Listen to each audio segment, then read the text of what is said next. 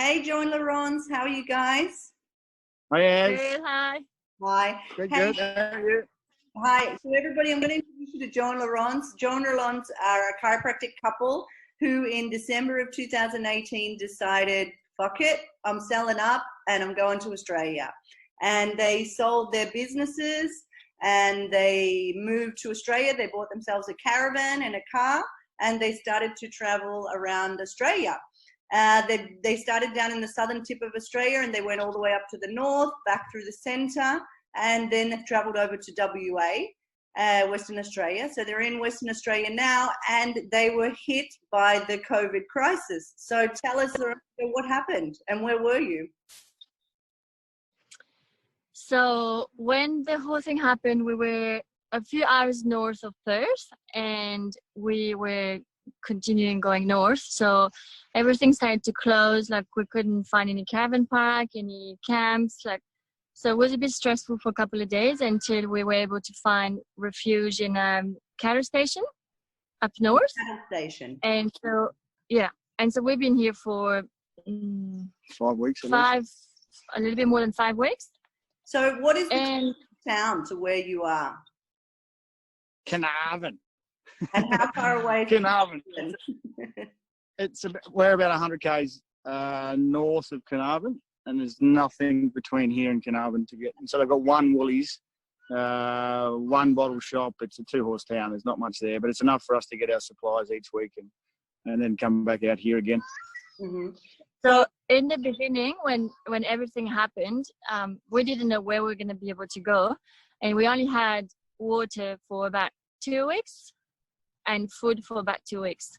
Mm-hmm. So it was a bit stressful at first, but then when we found this place and they said they could we could stay for a few weeks until everything was gonna get better, then that was good. Hey, I forgot to mention, you guys are not on your own, is that right? No. No, we have one child over there that's playing in the dirt with no clothes on, no shoes on and screaming. And the other one's tucked up inside, probably messing up the caravan. Okay. When we left, Harper was 4 months old and now she's a year and a half. Mm-hmm. And Pippa is 4. 4. Yeah. So let me just get this straight. You were stuck in the middle of nowhere in a caravan with 2 young children and all places where you could stay, camp or travel to had closed down. Correct. Yes. Right. And so someone and said you could go and stay there. No, they didn't say that. We just rocked up because there was a lot of animosity at that stage about where campers and travellers could go. And so we got turned away from 2 places. And in the end, we just came here and they just said to us the first 3 days, I'll go get them. Excuse me, I got to go and get our child.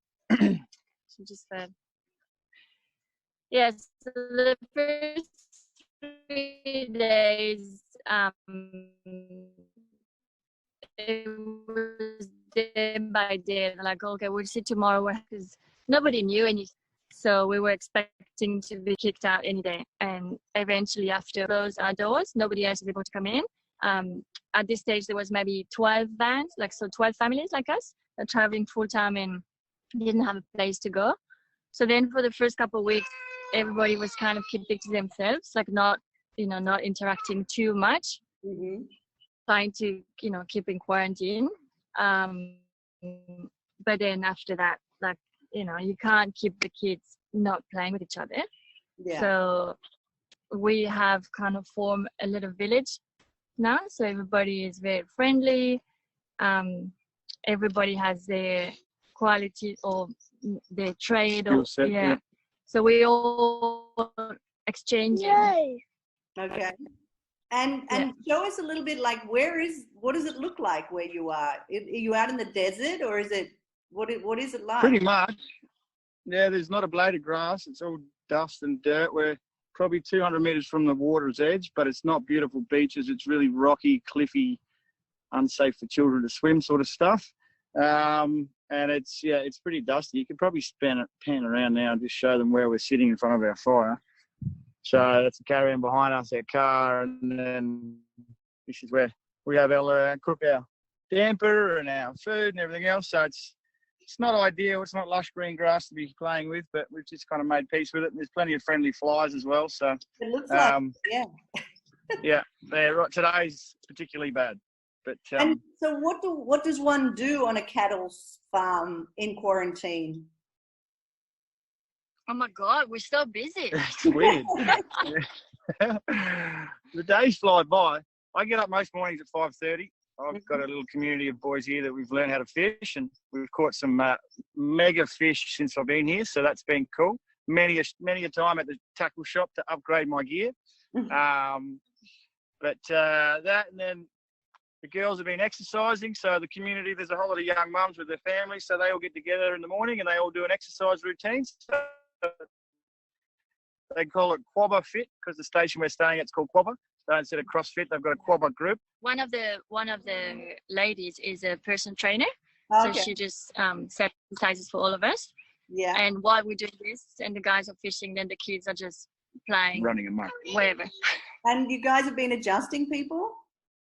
Yeah. Yeah, we have created a little practice here.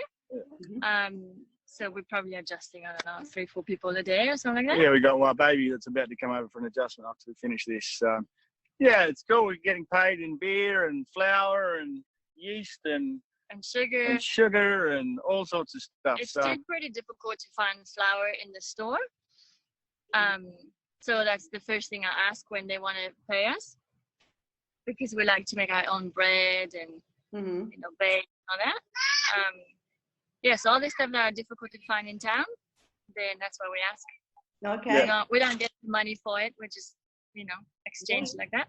Perfect. So it's good for I need some help with the car. One of the guys is an electrician, and then so everyone's chopping out and everyone's sort of looking after each other. And like I said, we caught a whole lot of fish in the last couple of days. So there's probably 15 kilos of fish that we're going to drop off to all the families here. There's no point having that much fish. So it's become, like Laurence was saying, such a little bubble community. One of the girls went for a run the other day and fell over and dislocated her finger and hurt herself. So I was out fishing. Laurence had to put the finger back in, and then the nurse down the road, she was putting all the Dettol and stuff on. So everyone's banding together. It's actually quite a special little group now. But at the start, it was a bit unnerving because there was no uncertainty. No one knew what was going on. They didn't know if they were going to kick us out day by day, and we didn't know where we'd be allowed to go after this, because there was a lot of the locals that were looking at anyone travelling as negatively, I suppose. Were sort of putting the finger up and telling everyone to clear off and go away. So it wasn't very nice. So some of the families here sort of rocked up here and were in tears and not happy because they just didn't know what they were going to do. So for sure, the first 4 days were quite unsettling for everybody here. But stick to ourselves for a little bit, and then everyone trying to keep the kids apart was just impossible. So so that was also awesome because the kids just ran amok. They just run around with no shoes on. We call them the camp kids. It's just a little tribe of them that run around from Harper's age all the way through to about 11, and they've got spears and bases and you name it. They come home filthy every night. But it's all good. They're loving it. And so now COVID, the wars in Australia are becoming a lot lighter now. Does that mean you can pack up and travel again, or? No, it's not really that light. No one really knows. They said something today that some of the national parks are open as of tomorrow. And you're still not allowed to leave your region. So, for example, we're in Western Australia at the moment, and that region's cut into 9 different little states, I suppose, and no one's allowed to leave those states. So we're still, the restrictions haven't lifted by any means. It's just that you're allowed to go camping now. So that's another thing, because if we leave here and it's non-essential travel, then we could also, get in trouble down the track trying to find a new place. So we're not going flat out to try and leave here straight away. We'd like to have a little bit more information from the government beforehand. And you're not considering opening up an outback chiropractic clinic? Today's not the right day to ask us, because these flies are just about to driven us mad. But the flies are only bad probably once every 7 days, one day every 7 days. The rest of the time they're manageable. But today they're really. I'm not sure, Erin.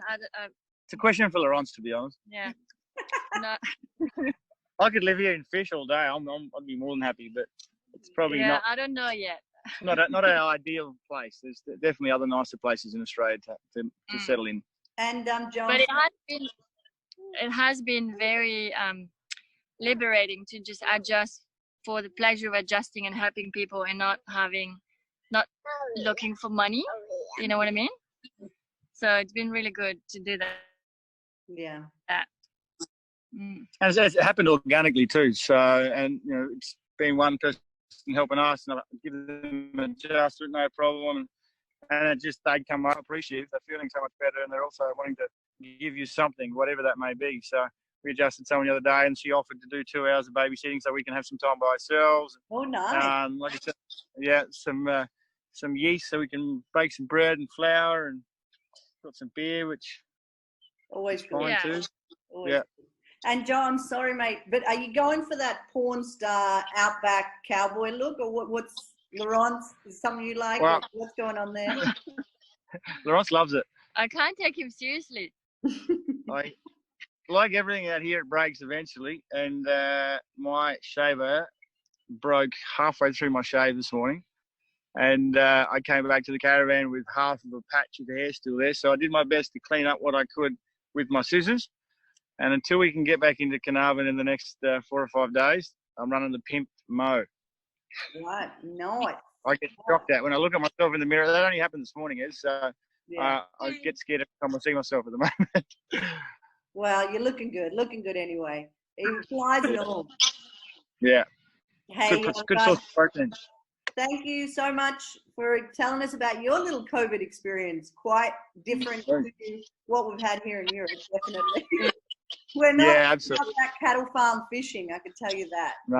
No, we feel very, very lucky, to be honest, because the kids have run amok and they've been able to do whatever they want to. And we've met lots of lovely people, and we really haven't had to do too much. And also, the cattle station is 150,000 hectares. So hectares. So we can actually drive wherever we want within this place.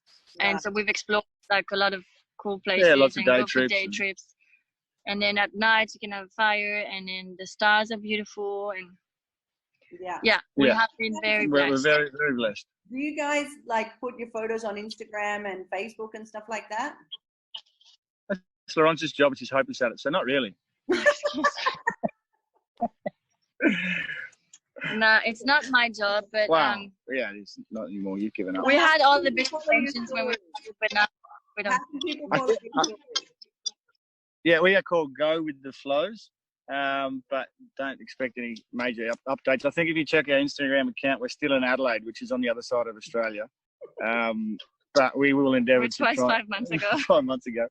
We'll endeavour to update. I have put a couple of the big fish that I've caught on, just because I couldn't help myself. But yeah, Go With The Flows is our hashtag, or whatever you want to call it, our name. So get involved with that if you want to, but we're very slow in the uptake. All right. But we'll keep you posted.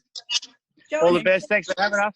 Joe, just show us again that sky, that landscape where you are. It's crazy. So that's the coast over there. And then as we go around, there's some neighbours right there.